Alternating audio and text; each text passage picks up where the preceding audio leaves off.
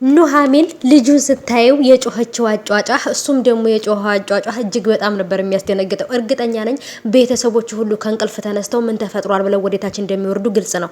ምክንያቱም እሷና ልጁ በሆነ አጋጣሚ ይተዋወቃሉ። ለዛ ነበር በጭራሽ እዚህ ቤት እመጣለሁ ብላ ወይንም ይሄ ልጅ ጋር እገናኛለሁ ብላ ስላላሰበች ነው። እሱም እሷን ሲያት ደንግጧል፣ እሷም ደግሞ እሱን ስታየው ደንግጣለች። ምንድነው የተፈጠረው? ማናት? ምንድነው ልጅ የሚለው ነገር እስኪ በደንብ እናያለን። አቶ ላይኩን አሁን ላይ በጣም ትልቅ ስህተት ሰርተዋል። እሱም ደግሞ ምንድነው ኑሐሚንና አባቷን አቶ ላይኩን ወደ ቤታቸው ይዘው መምጣት አልነበረባቸውም። ምክንያቱም የባለቤታቸውንና የቤተሰቦቻቸውን ችግር ስለሚያውቁ ጓደኛቸውን ወይንም ደግሞ እነና ኑሐሚንን ወደዚህ ይዘው መምጣት አልነበረባቸውም ብዬ አስባለሁ። ሰላም ሰላም ውድ የተከበራችሁ የቻናሌ ተከታታዮች እንዴት ናችሁ? ከኔ ጋር ሁሉ ሰላም ነው። ሰላማችሁ ይብዛልኝ ባላችሁበት ውድ ቤተሰቦቼ። ለቻናሌ አዲስ ከሆናችሁ ሰብስክራይብ አድርጋችሁ ቤተሰቡን ነባሮች እንኳን በሰላም መጣችሁ ብያለሁ። ውድ ቤተሰቦቼ እጅግ በጣም የሚገርም ነገር ተፈጠረ። ወይንም ደግሞ እንግዲህ የኑሐሚን ድራማ ተለቋል። ውዶቼ በጣም ነበረ ያዘንኩት። በተለይ ደግሞ አቶ ላይኩን ጓደኛቸውን ወይንም ደግሞ የበፊት ባለውለታቸውን የኑሐሚንን አባት ከሕክምና ብዙ እርዳታ ሲያደርግላቸውና ብዙ ነገሮችን አብሮ ሲያደርግላቸው ነበረ። ከዚህ በፊትም ደግሞ አቶ ላይኩን ማለት በፊት እንደምታውቁት የኑሐሚንን እንጀራ እናት ባገቡ ሰዓት በጣም ንብረት ያላቸው የራሳቸውን ሀብት ያላቸው በጣም ሀብታም የሚባሉ ሰውዬ ነበሩ። እሱም ማን ነው? የኑሐሚን አባት።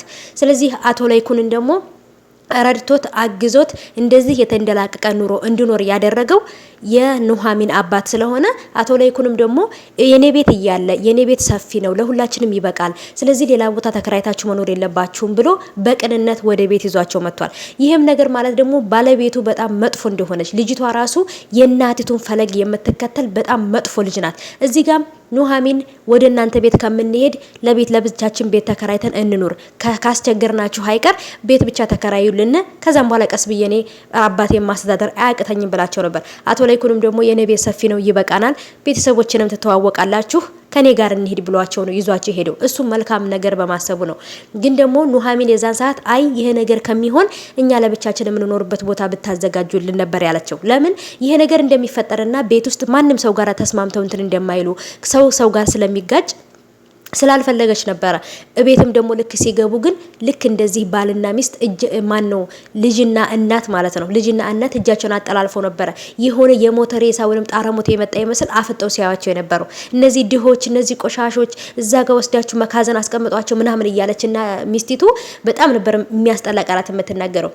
አቶ ላይኩንን አይቶ ባለቤቷን ያየ ሰው በጣም ነው የሚገርመው። ስለዚህ አሁንም ቢሆን በጣም በሚያሳዝን ሁኔታ በጣም ልቧ በተሰበረበት ሁኔታ ነው ያለችው። ከዛ ከመኪና አደጋ ብትተርፍም ፍቅረኛዋ ደግሞ ሌላ ህይወት እንዳለው ሌላ ሚስት እንዳለው በቃ ያለውን ነገር ሁሉን ነገር ስታቅ በጣም ነበር ያዘነችው። አባቷም ጋር ሄዳ በጣም ነበር እያለቀሰች የነበረው። ምክንያቱም ይሄ ነገር እንዴት ሆነ አባቴ ልቤን ሰብሮታል፣ እንዳልጠገን አድርጎ ልቤን ሰበረው እያለች በጣም ነበር ለአባትየው ስትናገር የነበረው። ይሄም ነገር ደግሞ ትክክል ነው። በጣም ነው ልቧን ስብር ያደረገው ማለት ነው። ለምን አምናው ወዳው አፍቀራው ያለችውን ሰው ሌላ ህይወት እንዳለው ስታቅ በጣም ነበር እንትን ያለችው። እንደዛም የአቶ ላይኩን ልጅ ማለት ነው ኑሐሚንን እንዲያገባ ስላነገረው ስለነበር እዚህ ቤት መታለች። አላየኋትም፣ መልአክ አድርጎ ነበር አባዬ የሳላት የታለች እያለ እየፈለጋት ነበረ።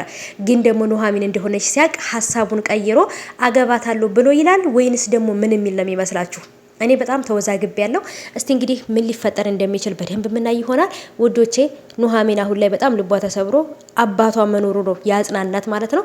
አባቷም ተሽሎት ተንቀሳቅሶ ተነስቶ ሁሉ ነገር እንደሚስተካከል ተስፋ እናደርጋለን ማለት ነው ውዶቼ። ኑሐሚን በጣም ነው የምታሳዝነው። አሁንም ሌላ ችግር ውስጥ ገብታለች።